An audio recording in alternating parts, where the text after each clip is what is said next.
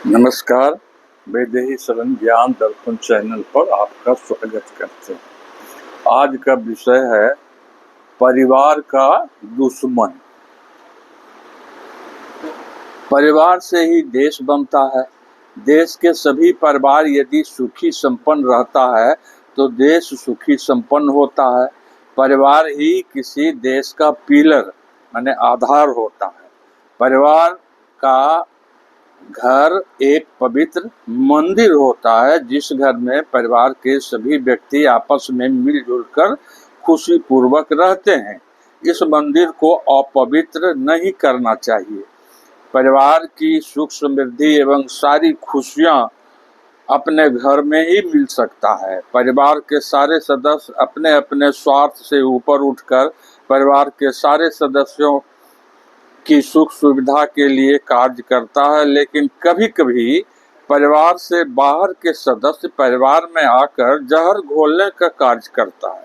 उसकी नजर पारिवारिक संपत्ति को अपना बनाना एवं परिवार में अपनी इच्छा अनुसार परिवार के सारे सदस्यों का शोषण करना होता है। इस कार्य के लिए परिवार का एक सदस्य को परिवार के विरुद्ध कान भरकर परिवार में एक दूसरे से बिलगाव कराता है।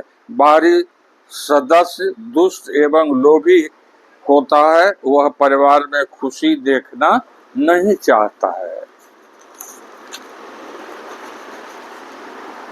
कहा जाता है कि यदि टोकरी का एक आम सड़ जाता है तो टोकरी के सारे आम को सड़ा देता है। परिवार से बाहर का व्यक्ति परिवार के एक सदस्य को सड़ा आम के समान बना देता है। इस कारण से परिवार की सारी खुशियां नष्ट हो जाती है। परिवार के सदस्य आपस में ही एक दूसरे के शत्रु के समान समझने लगते हैं। परिवार का वह सदस्य अपने अहंकार के कारण परिवार के विरुद्ध कार्य करने लगता है। वह बाहरी व्यक्ति को ही अपना सबसे हितैषी मानने लगता है, उसी के सलाह पर अपना सारा कार्य करने लगता है। परिवार के बड़े सम्मानित व्यक्ति का अनादर करने लगता है, उनके सलाह की अवहेलना करने लगता है। परिणाम होता है कि वह परिवार दुख कष्ट को झेलते हुए विनाश के कगार पर पहुंच जाता है। यह व्यक्ति उस परिवार का गुलाम बन जाता है, कोई भी गलत कार्य करने को तैयार हो जाता है। अपने ही परिवार के पैसे वाले को जान से मार देने में भी इसको कोई तकलीफ नहीं होती है।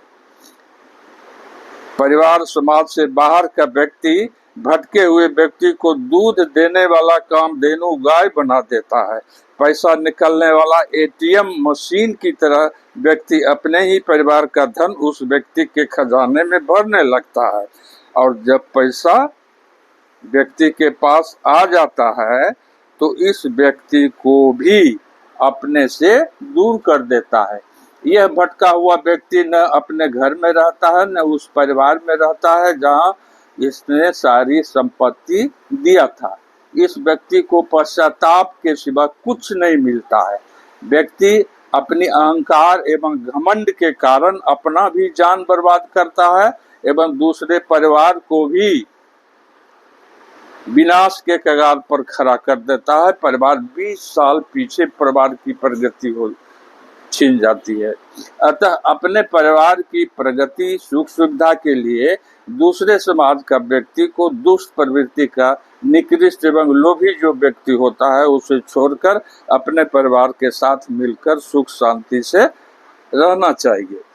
यह परिवार बिखरने का एक कारण है। परिवार टूटने का सैकड़ों कारण हो सकता है, इसका वर्णन करना संभव नहीं है।